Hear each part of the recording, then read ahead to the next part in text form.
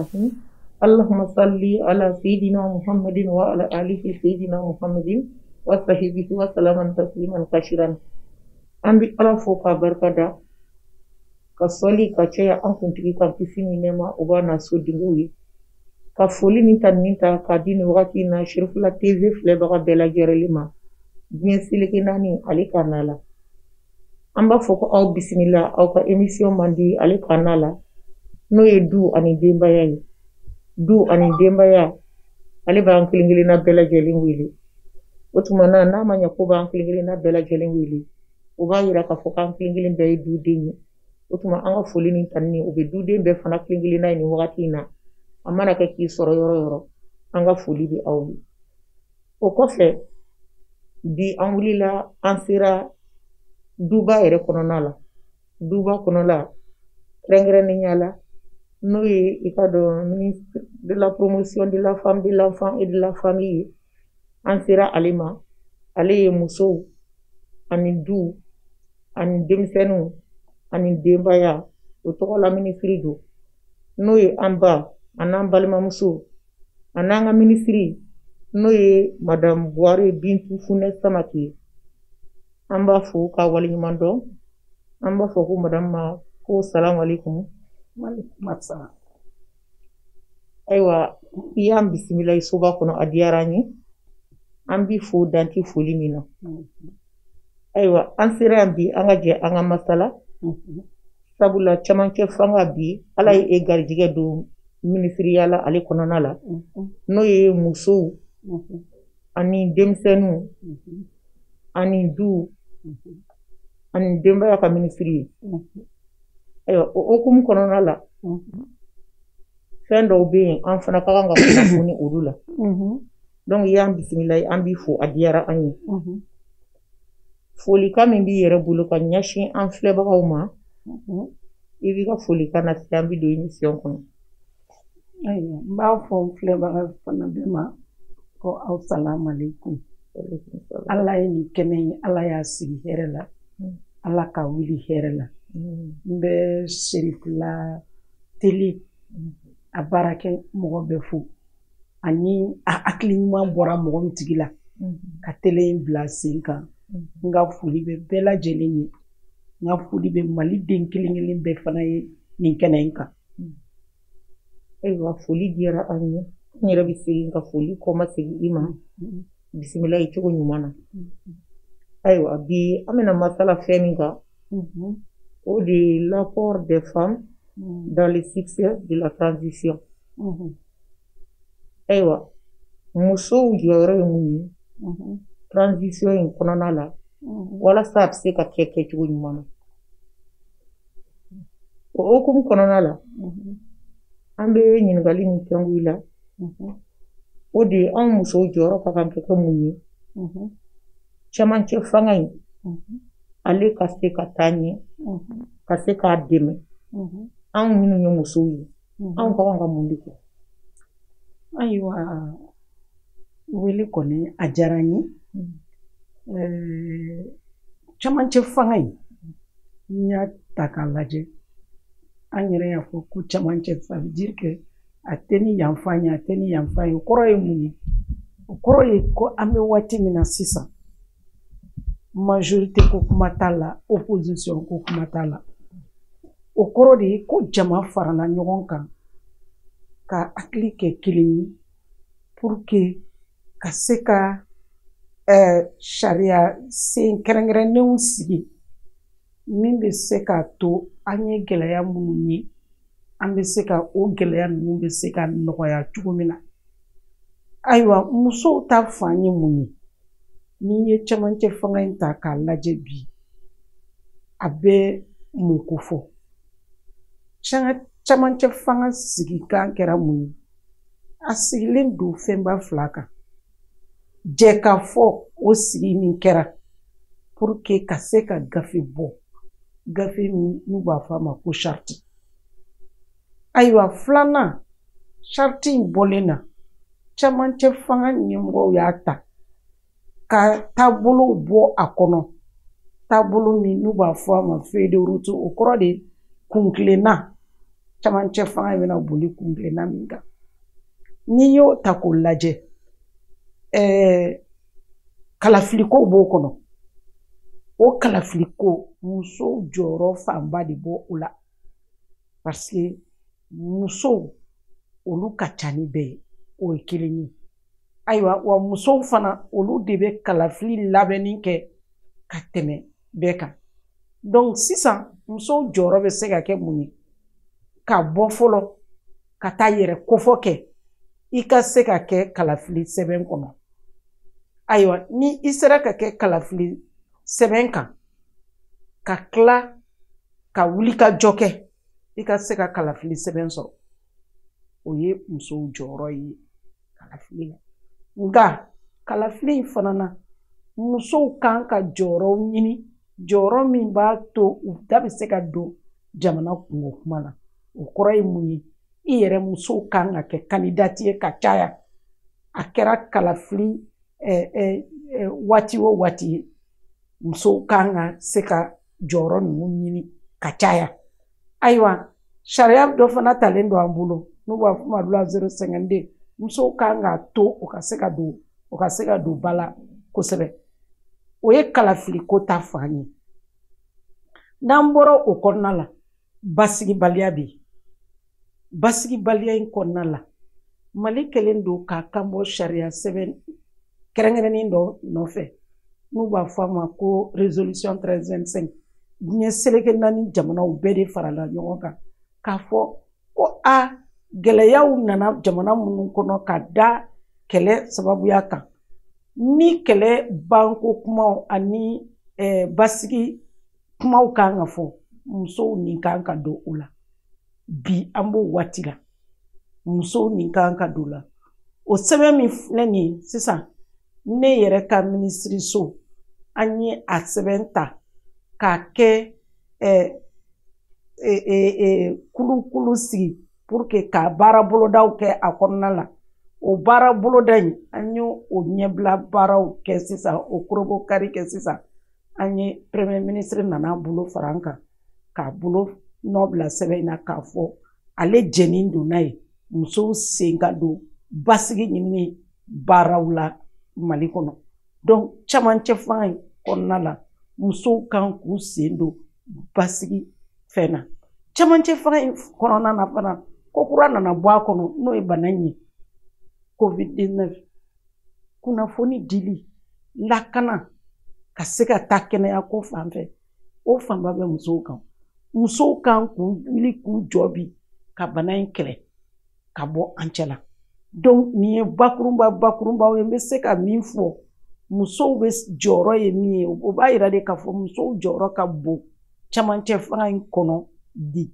ne fana pour que ka se ka i ye nin ɲininkali min tɛ n kun na n bɛ se ka fɔ n'u sigilen don bi u kan ka wuli k'u jɔ parce que u jɔyɔrɔ ka bɔ a kɔnɔ. Ayiwa o diyara n ye mara bɛ minisiri an bɛ fo k'u waleɲuman dɔn an ye faamuyali belebeleba sɔrɔ o ɲininkali jaabiw la nka hali bi n'i ye musow ta k'a lajɛ an tilalen don musokulu 2 ye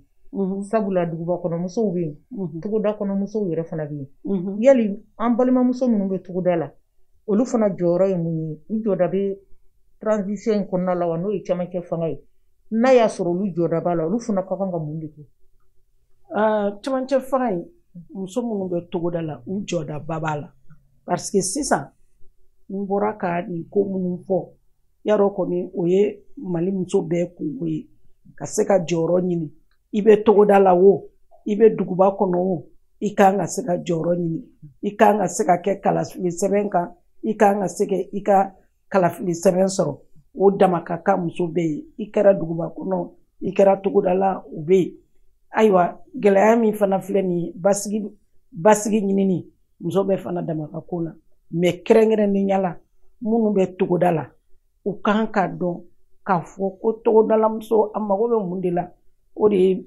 u mago bɛ dugukolo la u mago bɛ baara minɛ na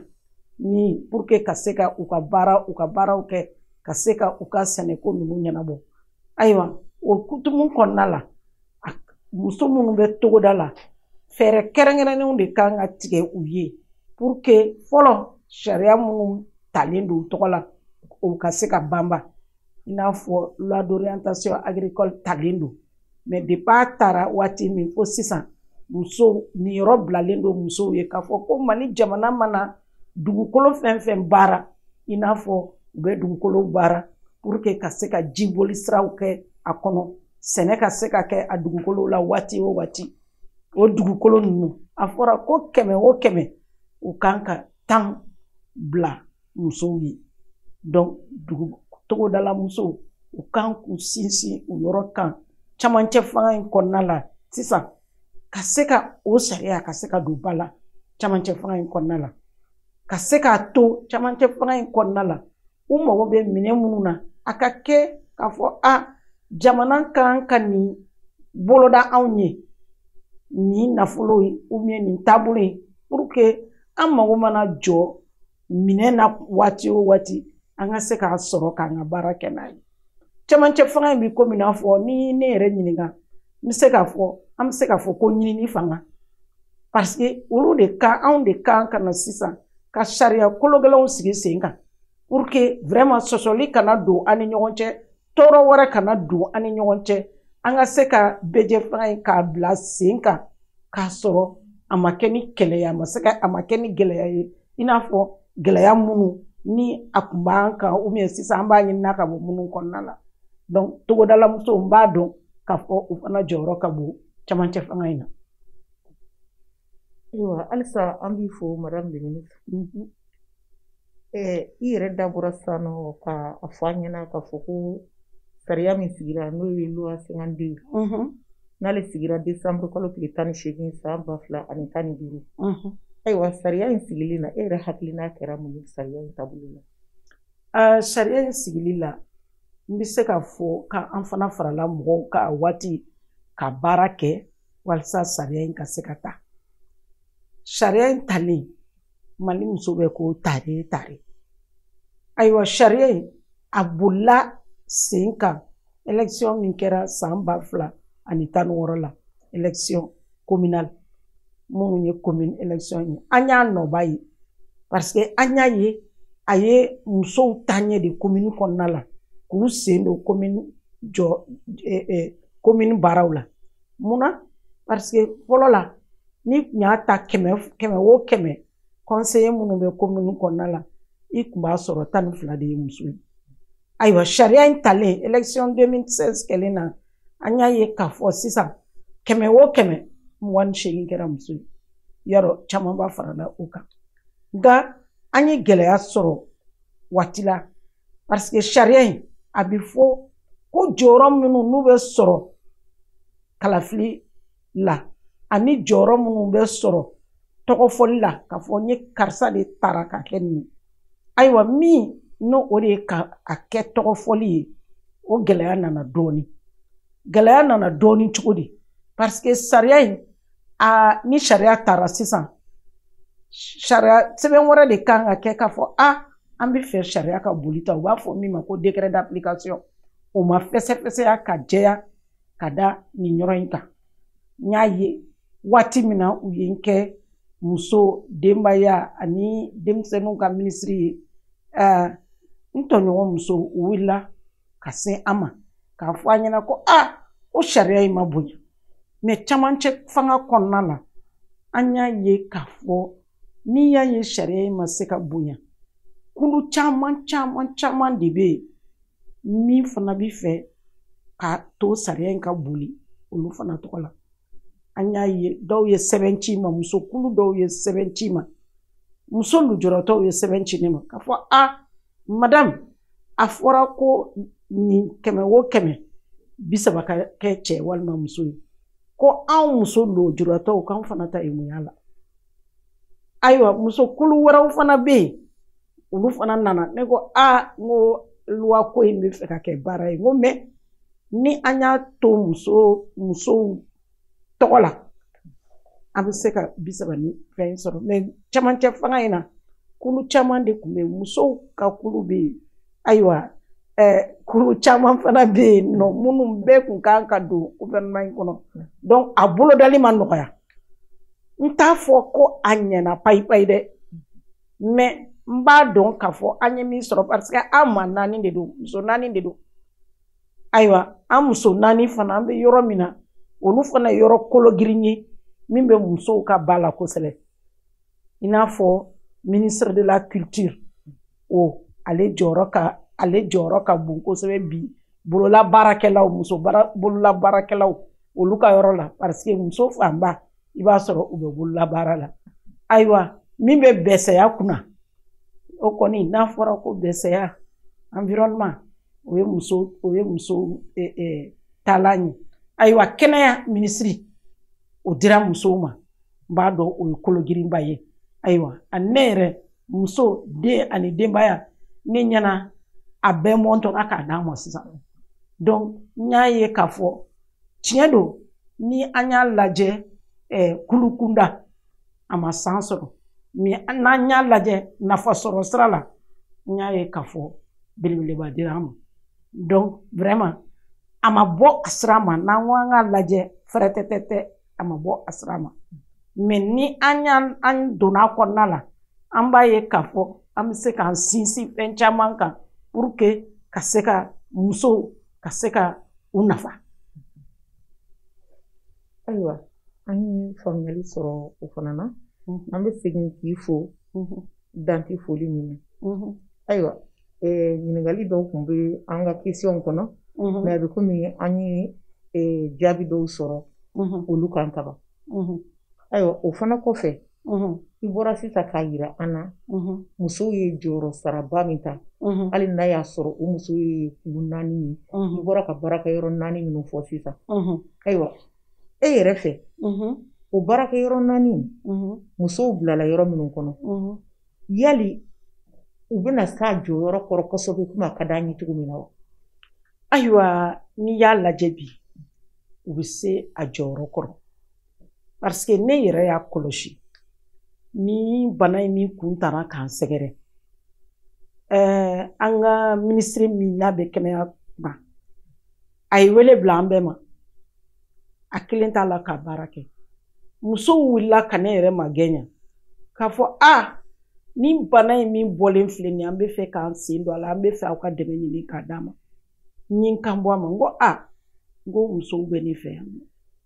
a ko na Bintu na donc an wulila ani an jɛɲɔgɔnw an wulila k'an bolo di ɲɔgɔn ma ka gouvernement mɔgɔ tɔw k'u wuli k'u jɔ parce que n'i y'a mɛn k'i tɔgɔ ye gɔngɔn 5 i sen 2 bɛ dugu ma min kan ka an fɛn ni nafolo ye n'o ye ministre des finances ye a wulila k'a jɔ ayiwa ministre de culture a wulila k'a jɔ ayiwa min bɛ baara dege ni fɛn kunna saliya a fana wulila k'a jɔ an nɔfɛ donc a b'a yira k'a fɔ an bɛ s'a kɔrɔ o don an sera an ni ministre de l'environnement an ye sigi ka fɔ kɛ ne ale ani ministre de la culture an bɛ sigira ka se ka hakilina di ɲɔgɔn ma sisan bɛsɛya a kɔni bɛ yɔrɔw la an ka kungow an ka jiw an b'a ye k'a fɔ a bɛɛ b'a la ka lanɔgɔ an y'o sigi ka fɔ kɛ an bɛɛ jɛra k'o baara kɛ ɲɔgɔn fɛ an ye kunkilenna sɛbɛn dɔ bɔ k'a fɔ an bɛna baara ta nin taabolo in na donc o b'a yira k'a fɔ ko hali bi mɔgɔ kelen t'a ta an bɛɛ de bɛna ta ɲɔgɔn fɛ donc o b'a yira k'a fɔ vraiment sani kalo 18 ka dafa an bɛ se ka nɔ dɔ bɔ mɔgɔ bɛ se ka na min ta an kɔfɛ ka se ka baara kɛ n'o ye. Ayiwa an ye faamuyali sɔrɔ o la ayiwa kalo 18 in kɔnɔna la a ma se fɔlɔ nka ni ne ye e yɛrɛ ɲininka sisan e sigi fura dama kana se sisan ma yali e ka baara taabolo la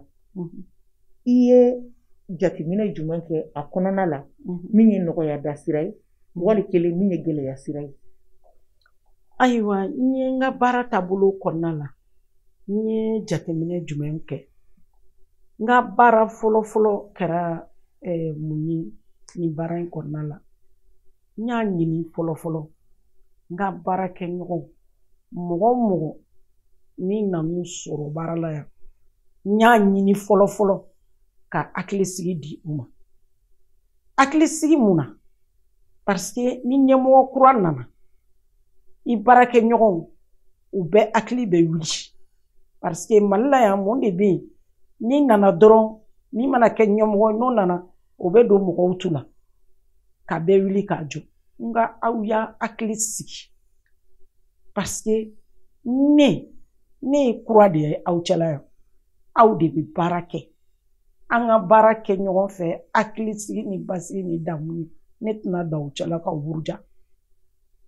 an ye o sigi ka fɔ kɛ ayiwa an kɛlen na k'o sigi ka fɔ kɛ n'u ɲininka baara jumɛn bolodalen de kun don ka kɔrɔ min kuntala ka jan an k'a lajɛ ɲɔgɔn fɛ an bɛ se ka min boloda ka o kɛ joona joona an k'o kɛ donc bi hali bi o sigi ka fɔ bɛ sen na san 1 kɔnɔ an bɛ se ka mun kɛ jɔn an y'o kɛ an y'o boloda o bolodali bɛ sen na nka n ye gɛlɛya jumɛn sɔrɔ yan a kɔnɔna la n sigi fura dama ni sisan cɛ gɛlɛya jumɛn bɛ yen Mali minisirisow la minisiriso min ye muso ani denmisɛnninw ani denbaya musaka t'a bolo ka se ka an bɛ na kungilenna min ta ka se ka o don ba la bɛrɛbɛrɛ ni n ko musaka o kɔrɔ de ye Mali jiginnɛsoba n'o ye Mali budget ye musow ne ka minisiriso niyɔrɔta ye a lamunye n'i ye nafolo sigi 100 o 100 hali sigiyɔrɔ 1 o tɛ anw bolo 1% a dun fɔra ko sigikafɔba min kɛra ni o ye conférence nationale ye ko ka 1% di musow ma o gɛlɛyaba ye parce que n y'a f'i ye fɛn o fɛn n'i bɛ fɛ ka boloda nafolo ko de bɛ a ko dilan n'i ka jamana ye nafolo d'i ma i bɛ se ka i aminanw dilan mais an bɛ se ka mun kɛ n'o ye vraiment an b'an jeniyɔrɔ fin ni o ye kelen ye filanan gɛlɛya min fana bɛ yen ni Mali nafolo bɛɛ farala ɲɔgɔn kan an kelen don ka sariya dɔ sigi sariya min n'u b'a fɔ ma ko budgétisation sensible au genre a bɛ komi n'a fɔ ka nafolo in lajɛ k'a taabolo lajɛ jumɛn nafa bɛ se musow ma kosɛbɛ jumɛn nafa bɛ se cɛw ma kosɛbɛ ka nafolo ka budget jateminɛ n'o ye o jateminɛkɛla kolo girin o t'an bolo bi o ye degunba ye parce que hali n'a taara assemblée la ma d'a la ni député kolo gɛrɛ bɛ se ka sɔrɔ yen ka se ka sariya in nafolo ko sariya in ta k'a sɛgɛsɛgɛ k'a dɔn k'a fɔ lakika la a ma jateminɛ kosɛbɛ ka taa nin sariya in fɛ n'u b'a fɔ ma ko budgétisation sensible au genre donc olu ye gɛlɛyaw ye n ye min sɔrɔ yan yɔrɔ la mais n b'a dɔn k'a fɔ gɛlɛya ninnu an bɛ n'an cɛsiri pour que u ka se ka wuli dɔɔni dɔɔni sani kalo 18 ka dafa inshallah. Ok, ayiwa wagati ale kɔni ale sera an bɛna émission an bɛna ale bila yan bi ni Ala sɔnna ma nka yan'o cɛ folikan laban bɛ madame le ministre bolo ka ɲɛsin télé Sherifula filɛbaga bɛɛ lajɛlen ma ani fana welekan min b'i bolo ka ɲɛsin Mali muso bɛɛ lajɛlen ma walasa cɛmancɛ fanga in kɔnɔ an bɛ se ka e yɛrɛ fana dɛmɛ cogo min na ka ministère in yɛrɛ fana dɛmɛ walasa a ka baara bɛ nɔgɔya a bolo cogo min na. Welekan fɔlɔ min bɛ n bolo ka ɲɛsin musow ma o de ye an ka kunnafoni ɲini parce que bi kunnafoni ko ye problème ba de ye ni a fɔra sisan ko fɛn dɔ bɛ kɛ musow tɔgɔ la an b'a ye a kuma bɛ caya a kunnafoni bɛ lafu kunnafoni lakika o tɛ di musow ma donc musow ka kunnafoni ɲini k'a dɔn k'a fɔ nin de ye kunnafoni lakika ye o ye fɔlɔ ye filanan ni wele bilala musow ma musow ti bɔ o ye gɛlɛyaba ye an ka baara kɔnɔ parce que anw ka baara sigilen don musow de kan ni musow ma an jukɔrɔma don an tɛ se ka bɔ sabanan b'a ɲini musow fɛ camancɛ fanga u k'u sen don a baara la parce que nin ye taabolo de ye taabolo min b'a to anw de bɛ se k'a fɔ wa anw ye musow ye anw bɛ yan wa anw bɛ fɛ a ka kɛ tan donc n'i ma bɔ dunun fɔ yɔrɔ la n'i bɔra yen ka t'i kɔnɔ fɔ o ye nimisaba de ye donc nin waati kɛrɛnkɛrɛnnen in de la an k'an ka bɔ parce que an y'a ye fɔlɔ la musow bɛ siran politiki baara ɲɛ nin tɛ politiki baara ye nin ye yɛrɛ ye baara de ye sisan ni an sera ka an fɛlaw fɔ u ka ɲɔgɔn sɔrɔ u ka kɛ sariya kɛrɛnkɛrɛnnenw ye k'a bila ni a politiki ko daminɛna tuma min na namara tɛna k'a la kurutu tɛna k'a la ɲɔgɔn sama tɛna k'a la mais n'an y'an yɛrɛ minɛ k'an sigi sisan an ta bɛ sɔn ka k'a la nimisa ye donc musow bɛɛ ka wuli u k'u sen don camancɛ fanga in baara la u k'u hakilinaw di u kana siran a tɛna fɔ ko u ye nin tigi ka mɔgɔ ye a tɛna fɔ nin ye nin tigi ka mɔgɔ ye u yɛrɛ ye baara daminɛ de ye sisan ye donc an ka wuli an yɛrɛ ye an ka baara kɛ donc n tun bɛ fɛ ka o de welewelekan di musow ma ayiwa n bɛ Mali muso bɛɛ fo k'u waleɲuman dɔn ne bɛ an jukɔrɔ dondo baara minnu b'an jukɔrɔma dondo an b'olu fana fo k'olu waleɲuman dɔn parce que ni nafoloko min fɔ sisan ni o tɛ ministère kun ka baara a bɛ gɛlɛya bolo dɔɔni donc Mali musow bɛɛ i kɛra duguba kɔnɔ i kɛra togoda la o n ka foli bɛ u bɛɛ ye an ka wuli k'an dɔn yɛrɛ ɲɛ baara de daminɛna sisan nɔ donc a kɛto b'a la salula Mahamadu wasalim ayiwa an b'i fo madame le ministre k'i waleɲuman dɔn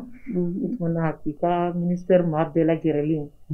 k'a bɛɛ lajɛlen fo danti foli min na ayiwa o kɔfɛ sa an bɛ foli ni tanuni di nin wagati in na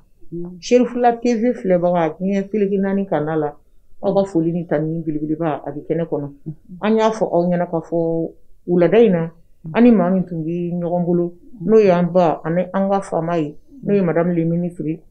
Madame Boire Bintou Founès Samake n'ale ye ministre de la promotion de la femme, de l'enfant et de la famille an tun bɛ ale ka ministère kɔnɔ yan bi o tumana an b'a fo k'an filɛbaga bɛɛ lajɛlen fo ka foli ni tanuni ta k'a di a Seyid Usmani Sherif Madani Hayidara a n'a ka denbaya a n'a kanubagaw diɲɛ fantan naani bɛɛ lajɛlen na an b'u fo k'u waleɲuman dɔn ayiwa an b'a fɔ aw ɲɛna ni Ala sɔnn'a ma aw ni anw du ani denbaya an bɛ ɲɔgɔn bolo inshallah an bɛ dugawu kɛ Ala ka sigi wɛrɛ yira an na ni masa rahmani sɔnna an bɛ ɲɔgɔn sɔrɔ yan don n'a nataw la tuguni an b'a fɔ assalamu alaikum wa rahmatullahi wa ta'ala wa barakatuhu a k'an bɛn diɲɛ waati yɛrɛ